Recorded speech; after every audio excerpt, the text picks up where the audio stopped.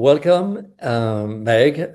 Very happy to have you today. Meg is the CEO of Meg Bear Advisory, based in San Francisco, after a long career of CEOship, leadership position in fast-growing organizations such as SAP SuccessFactors, was $2.5 billion scale, B2B enterprise SaaS company, M&A, board directorship, and 6 tech patents. So you know structure and you know creativity and innovation, obviously.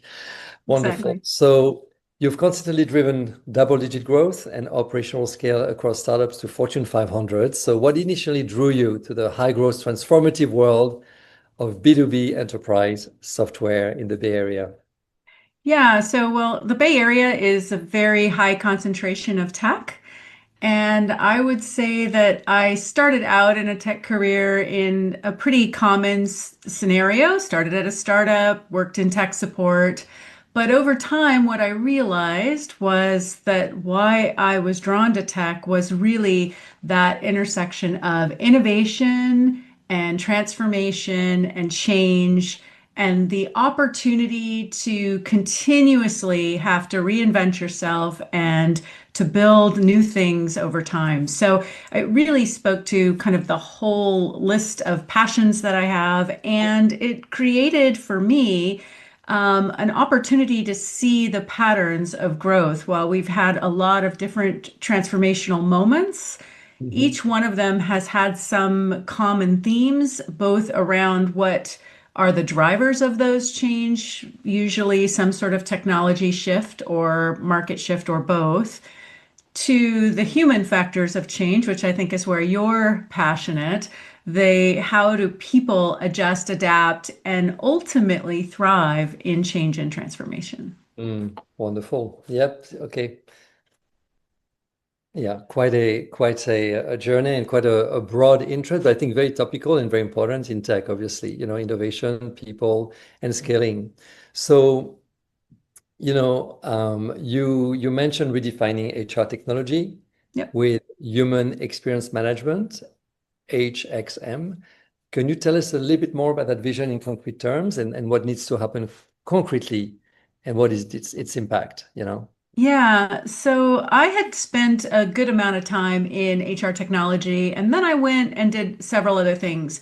And when I came back to HR technology discipline in the 2019-ish era, one of the Mhm. things that we recognized was that the technology and the human mechanics had reached a bit of a threshold where instead of businesses focusing on interacting with people through the HR department, things were really needing to shift where HR and leadership and business needed to be responsive to the needs of the workforce. And so when we started talking about human experience management, it was in the early days where we recognized that the needs of the workforce were no longer satisfied with the traditional methods of business and operations. And it sounds really quaint today because we've obviously taken a big leap in the most recent years in the same topics. But our mission at the time, and I would say is even more important today,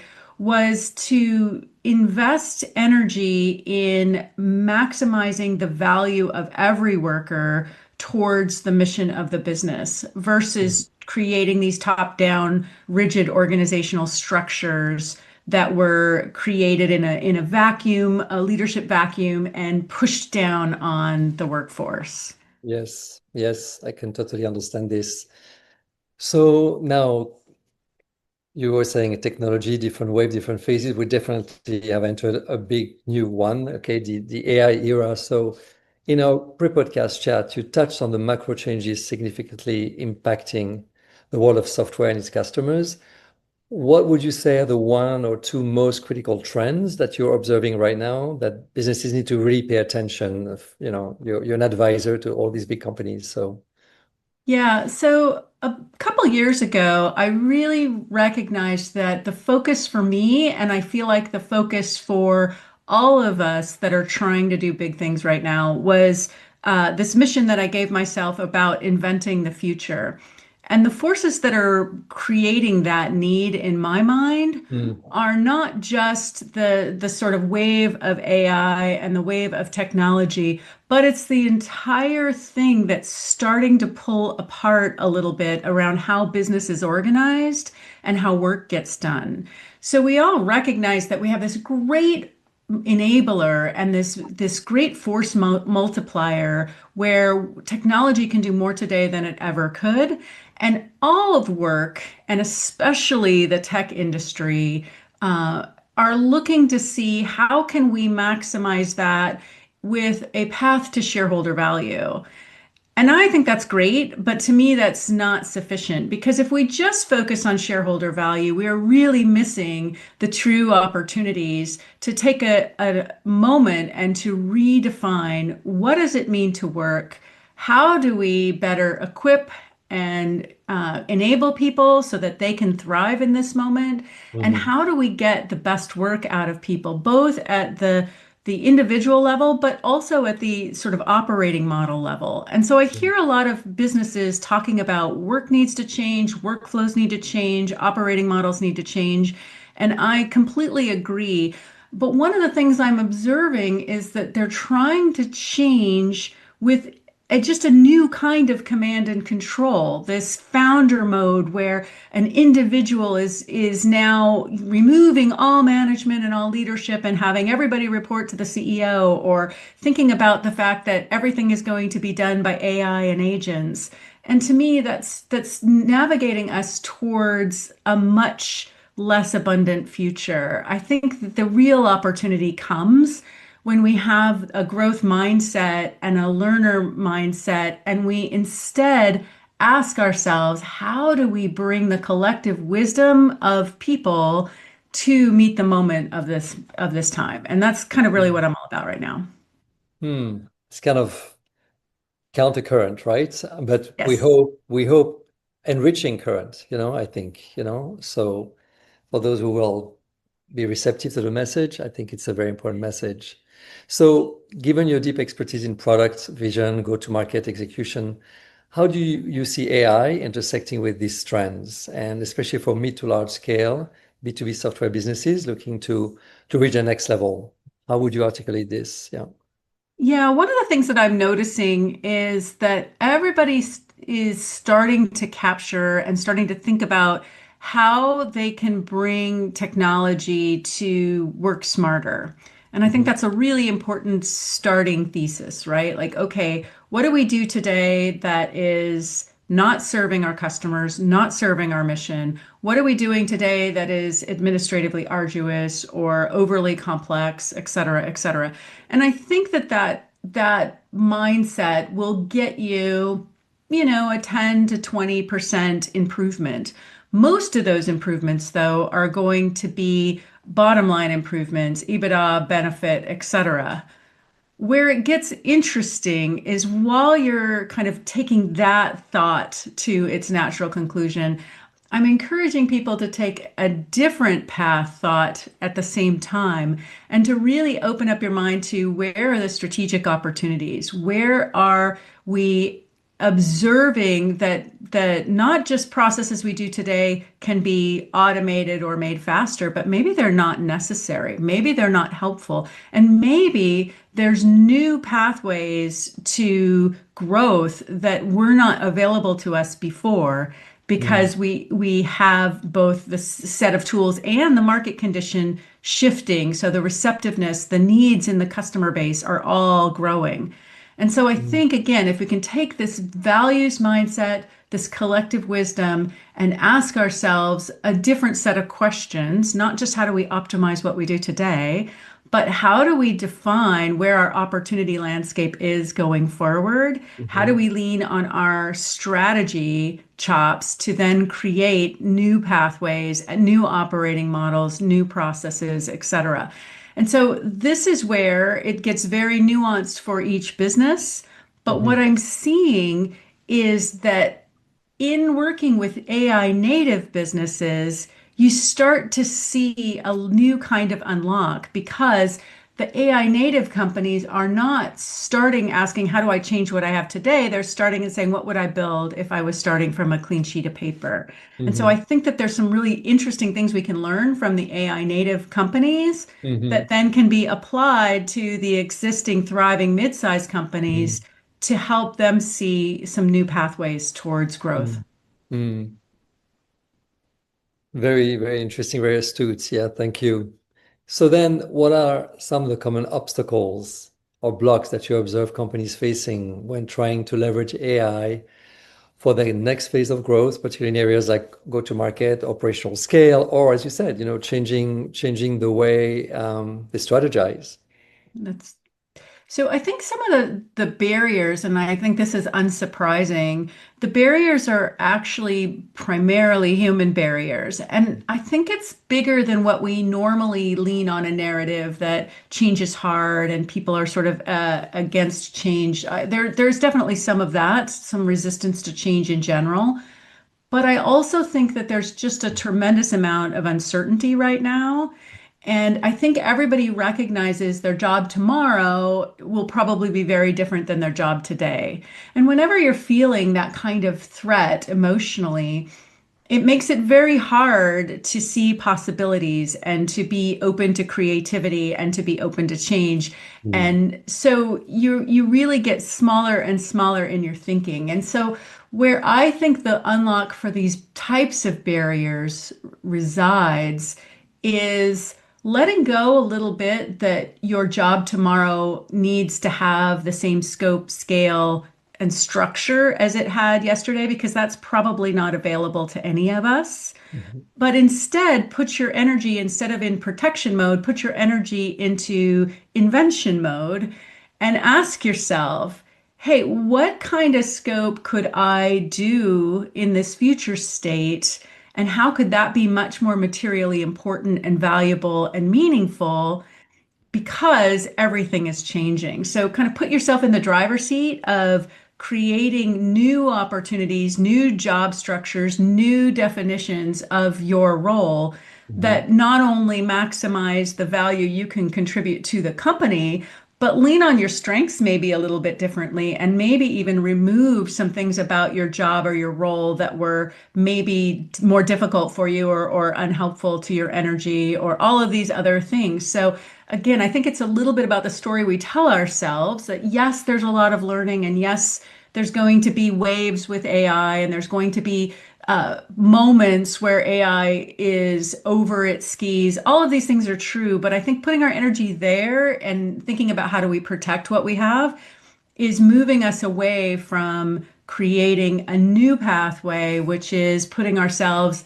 in creator mode that says, hey, I have way more agency towards the future than maybe I've ever had in the past. And I want to use this opportunity to expand my contribution, to expand my role, and to expand how I'm helping my business serve the customers in bigger and better ways. Yeah, yeah.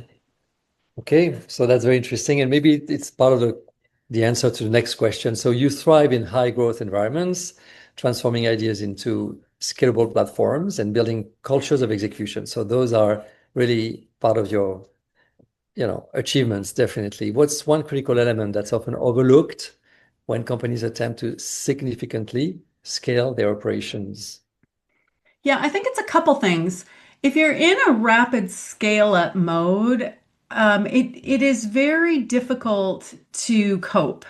And so, one of the things that you really have to tell yourself is that it is your job not just to survive this growth moment, but to set structures in place so that next year you're even better equipped. You have a better foundation to do more. If you don't think of that as constantly a grow, build strategy, while you're in this high growth, you're going to find yourself thinking that the only way to solve the problem is to capture more people and to throw more money at the problem or drain yourself so much that you have nothing to give. You just kind of like cause yourself Mm, complete burnout as a result.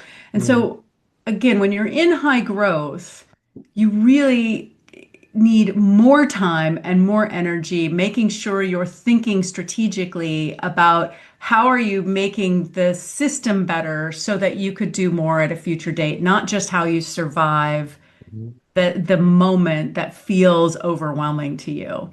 And so Mm, I spent a lot of time with leaders and founders in that space and that energy of what are some of the things that you need to be building muscle for to prepare you for the next phase and the next phase and the next phase so that mm, that growth is supporting your own personal growth as well as the business's growth, as opposed to creating your burnout, cycle and leaving you, dead in the water at the end. mm, mm. I so concur, Yes. I've almost used the same words last week with the CEO of a very successful agency in the tech and in the Valley, in the Silicon Valley. Yeah. So incredible. So we talked about how our work at the human company focuses on engaging human potential to solve complex problems, especially when logic alone falters. So to you, how important is the human element or what we call perceptual intelligence in navigating the complexities of scaling businesses and driving innovation at the same time? I think there's a tension potentially there, and particularly as AI becomes more prevalent. Yeah, again, I'm first and foremost, on Team Human. If it's true, I'm a technologist, but I find that it is the intersection of humans that creates the depth, that creates the innovation, that creates the purpose and the meaning. And to me, I think those are all key elements to do any big thing. I think that the point about, how you get to that state and like how do you make that work for you in this moment of time where everybody's energy is on agents and AI and autonomous and less workers and all of that. I think the thing to remind yourself is that you're only going to unlock this kind of value if you give yourself a fighting chance. And what I mean by that is if you lean back and say, I'm experienced, I know what I'm doing, I've already thought through all these problems. If you start to close yourself into this expertise mindset, what you're going to do is you're going to shut off your learning agility. And in this Mm, moment, learning agility is the level cutter differentiator of how do you make this moment work for you. And mhm, so what I've been talking about with both clients and with people on our podcast is the piece that is showing up and the break point between the CEOs and leaders that are thriving and the ones that are struggling, in my mind, it's starting to become really clear that the difference is intellectual humility. The more you lean back on what you know, the harder it's going to be for you. The more you lean forward with your curiosity and your intellectual humility, the more open you're going to be mm, to working together collaboratively with others, to finding inspiration and ideas everywhere, and to turning that into something that works for your business. And it's starting to become super, super clear mm, that intellectual humility is going to be the path out of the stress and also the path out of the scarcity mindset. So it's really clear to me that that is where the future is. mm, mm. I think Alvin Toffler said, 21st century will be about unlearning more than learning. Yes. So I do speak a lot about unlearning. Yes. So maybe that's what you call about humility, intellectual humility, being It, accepting that the it's a belief big, system. it's absolutely a big Yeah, part of it. Yes. yeah, yeah, yeah, yeah. Thank you. So your insights are incredibly valuable to me for sure, and I hope to our audience. So for our listeners who are navigating similar growth challenges, what's one piece of advice you'd offer them as they look to reach the next level? I would say two things. For the personal next level, never stop being curious and never stop building your own growth path because I think the most important thing you can do is scale yourself Mm, emotionally, intellectually, and within your business operationally.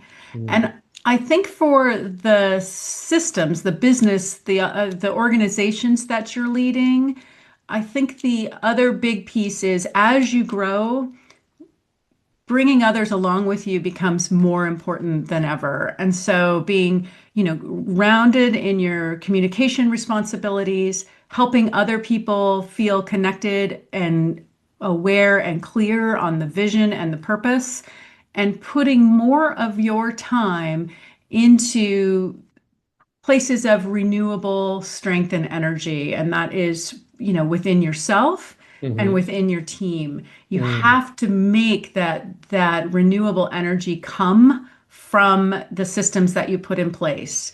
Because when you're in high growth, you cannot just work your way out of it. You Mm. have to build some more energy and some more muscle to be able to grow.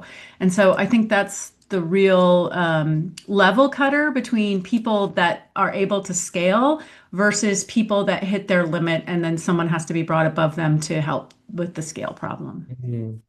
Wonderful. I will listen to this podcast again. I will, sure will. Absolutely.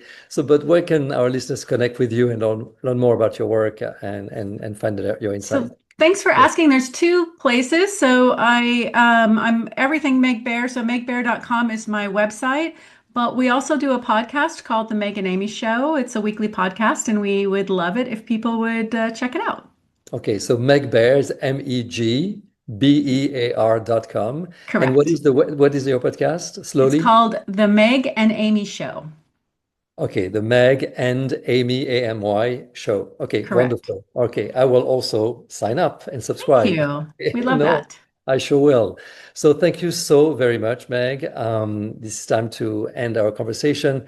I am really very happy to have you share so many rare, precious, applicable insights that leaders can really put to use, I think, in those moments of heavy disruption. So you really definitely spoke to the mission of this podcast, which is how to master AI disruption. So thank you so very much, Meg. I cannot thank you enough. Thank you. It was a delight to be here. You're so welcome. Okay, this is the end of our podcast. Thank you.